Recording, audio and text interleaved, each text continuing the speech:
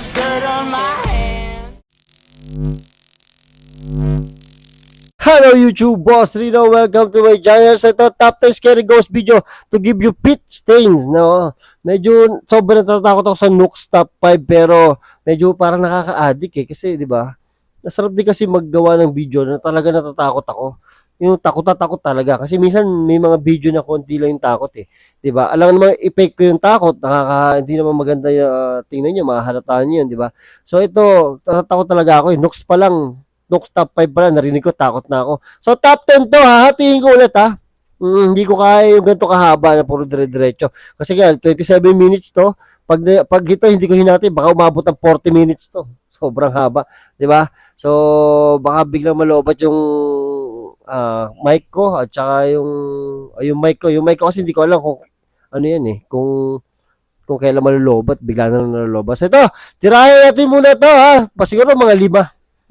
Sana matakot tayo. So tirahin natin ito bago pa tirahin na iba. This video was recorded for educational purposes by the Athens, Georgia Public Utilities Department. The clips were actually filmed as an educational video for kids to show children what you can and can't Pag kids talaga. flush down a toilet. The Tatakot ako. footage shows a robotic camera being guided through a long sewer system. Everything appears normal until the camera approaches something very strange in the dark water. Oh, shit.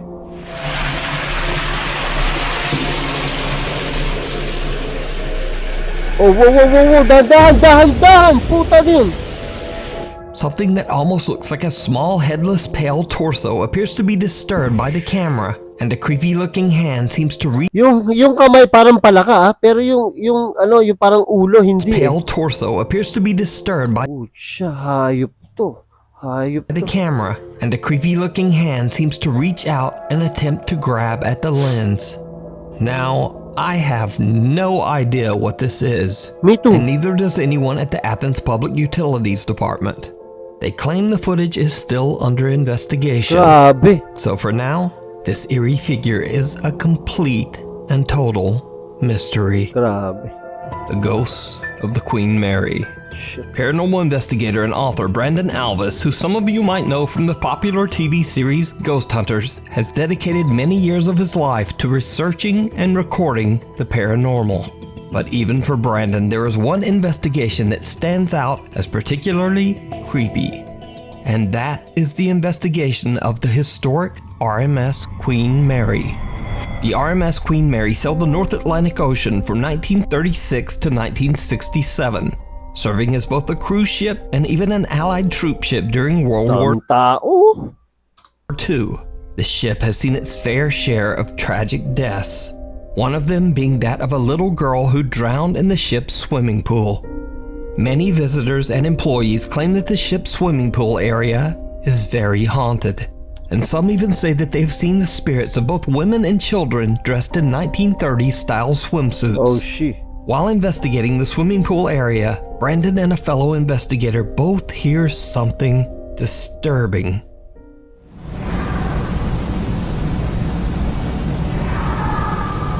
Takot to. Get out daw. Come closer. No way, Dale.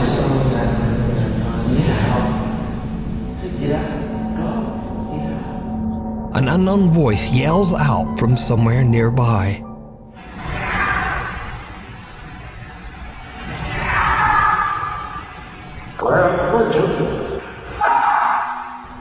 But that's not all that Brandon captured on the RMS Queen Mary. Now, Brandon is completely alone except for one other investigator and a security guard. The pool is empty and is no longer in use, and the area is off limits to all other guests. So what happens next is truly chilling. Oh, naku po, ito na.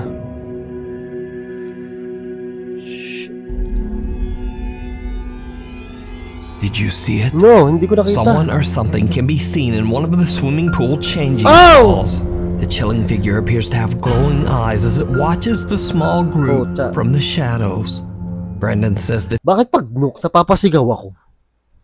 Kahit walang nakakagulat. Kasi Nooks to, ibang klase talaga. they did not see anything at the time of the recording.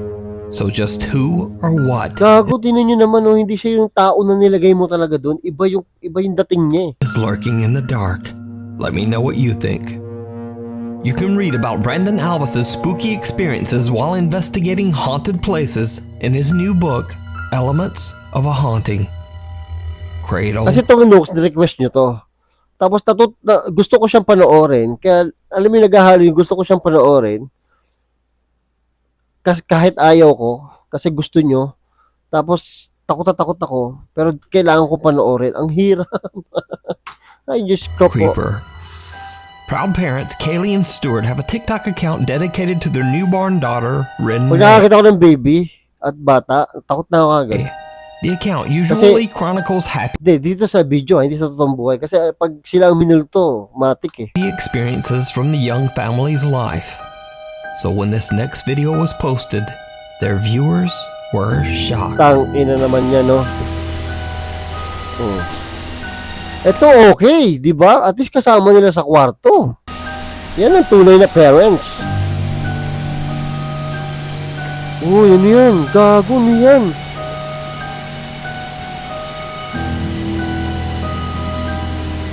Para may humihinga.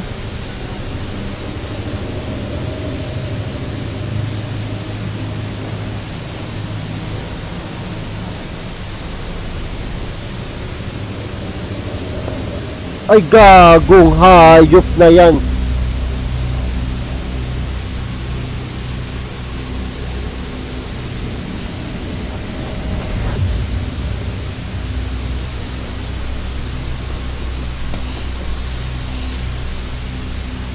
Night vision cameras first capture a bizarre unexplained shadow in the upper left corner of the room. Then, what seems like a creepy little hand can be seen clawing at little Ren May's crib mattress.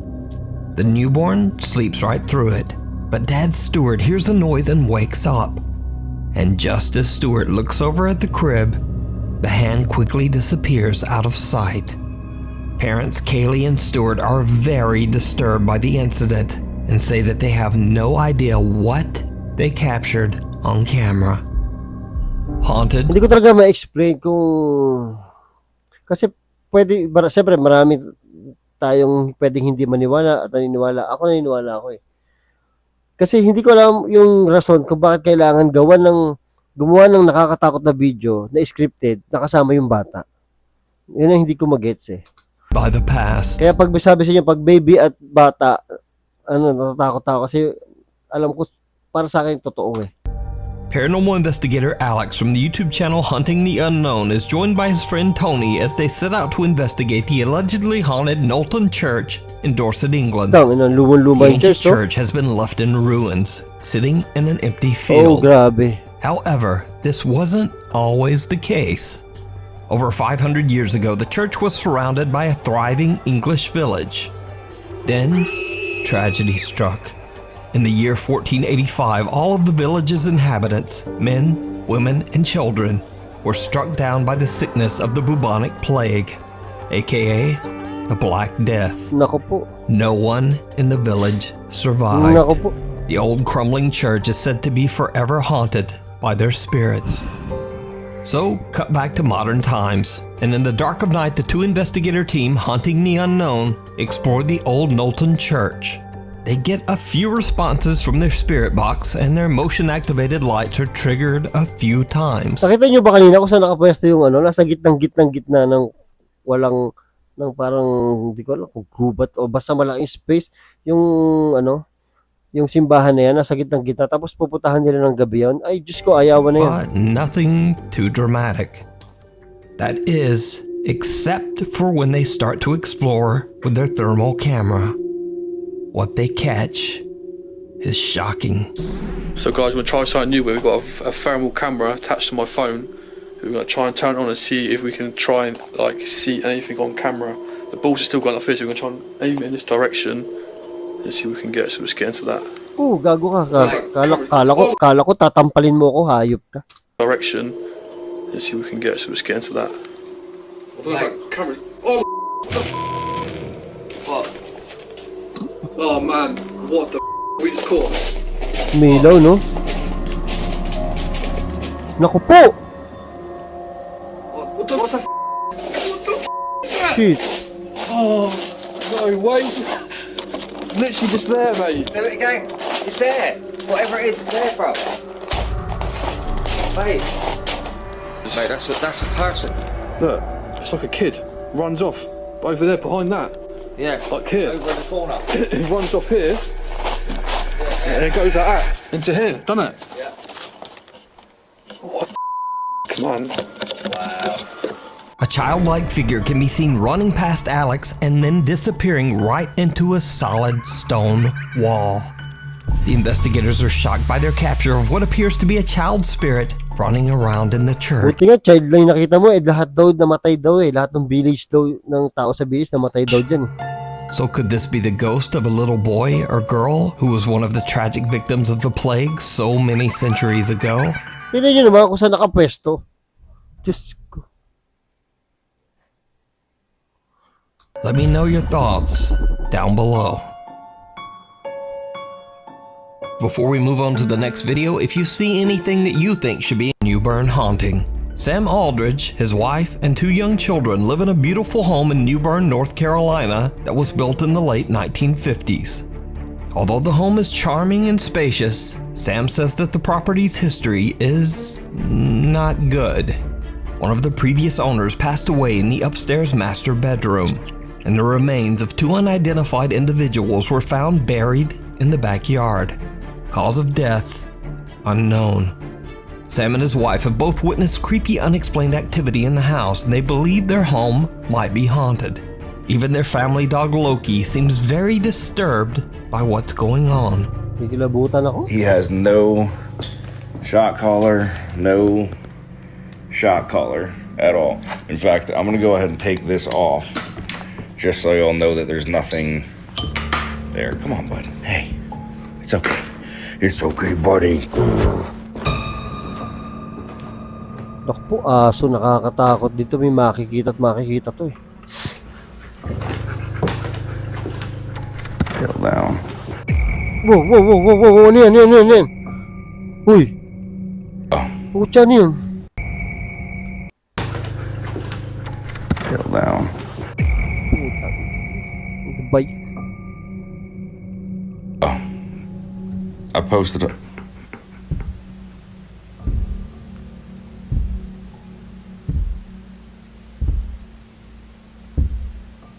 Tangina, laking tao naman yan. See, me and him both heard that. And see, now he's gonna fucking run and leave me up here like a douchebag. See? Straight up. Uy, wag ka dyan. Nandyan yan eh. Sam says that not only does the house have an odd history, but an odd layout as well. In particular, there is a strange door upstairs that seems to lead nowhere and has no stairs leading up to it. Tangina, ba't ganun yung pinto na yun? Ang kulit yung pinto. Ang kulit to. Tinan nyo. Nasa taas. Para saan yan? Stairs that seems to lead nowhere and has no stairs leading up to it. In a video, as Sam explains where the door is located, he captures something downright creepy. Tapos tayo. You can kind of see just how high up that door actually is if you're on the bottom floor. Yeah, you're looking at 10 plus 8, so you're looking at least 18 feet from your feet coming down. Why the f? A strange shadow figure can be seen and 2 different voices can be heard seemingly speaking to Sam. If you're on the bottom floor, bottom floor, bottom floor. Why the f? Sam has no idea what he just captured and simply explains that the area behind the door is attic storage space. So, one night Sam begins to hear strange sounds throughout his house. He hits record on his phone and goes to investigate. And that's when he sees something that shocks him to his core. Naku, ba't mo pinuntahan niyang hayop? Sheesh. Oh! Puta naman to. Ah!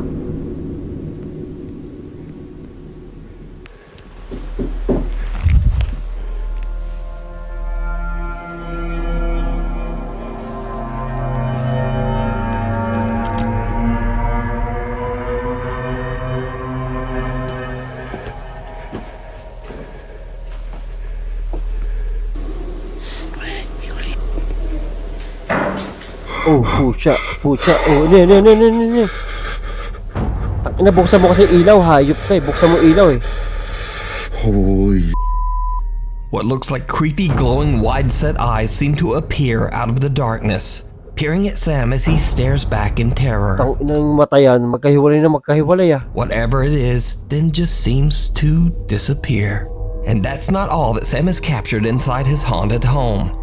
The creepy activity even starts to occur in the middle of the day. Tang ina, di ba rin tapos to? Ah!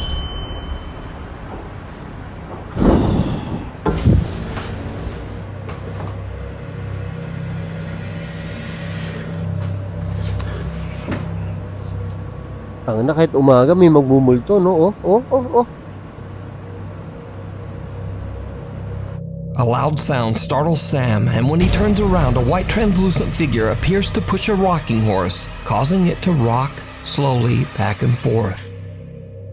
Now, with all this collected and highly disturbing footage, of course Sam's TikTok following is undecided on whether to believe his story or just write it off as another elaborate TikTok hoax. So is it real supernatural activity, or just some very good editing? As always, I leave that up to you to decide. The Village. Yan. Takot ako. Alam niyo, natakot ako dun sa pagpaling-paling ng camera. Takot ako dun eh, kasi baka biglang pagpaling na gano'n, may mukhang ano, di ba, magugulat na naman ako eh. Ito, susunod, Village of Shadow. So, next video yan, ha? Kasi, hatiin nga natin, hindi natin kayang diretso. Mutik na, kala ko walang audio. Kasi may shoutout pa tayo, di ba? Oo, pero okay na yun, para makahinga naman ako. Kanina pa ako takot eh. Alam niyo kung bakit? Alauna na eh. 1:12 AM na eh. Malapit na mag alas 3 eh, kaya gusto ko na matapos. Ayoko abutin ng alas 3 dito, mga tol.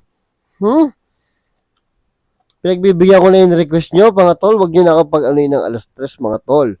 So, shoutout kay Longski 0.9 ng tawag ito? Ito si shoutout kay Katortoguk TV. Boss Rino, idol kita. Sana ma-shoutout mo ko, RJ Balon, name ko. I-try na maghanap ng video or picture nakakakilabot. Yon, shoutout sa'yo ha. Shoutout din kay Kim Brian Azuela ng Samar. Tapos shoutout kay Erica Duremdes Vlog ng Iloilo City. Shoutout kay Kim Brian Azuela. Looks top 5 na lang react mo, Boss Dino, kasi Tagalog yung salita. Anong Tagalog? English yan tol eh. Shoutout kay Gervise. At shoutout kay Charles De Guzman ng Angeles, Pampanga. At shoutout kay Riche Manuling. At yun, shoutout kay RD De Los Reyes. Boss Rino, pa-shoutout po, birthday ni Mrs. bukas, Wilma Hamon. Gabi-gabi kanya pinapanood. Happy birthday, Wilma Hamon. Yun, shoutout kay Leonor Babylin. Yun. Ayun. So, yun, maraming salamat sa panonood. Next video, yung 5 to 1. Okay? Maraming salamat sa panonood. Hanggang sa muli.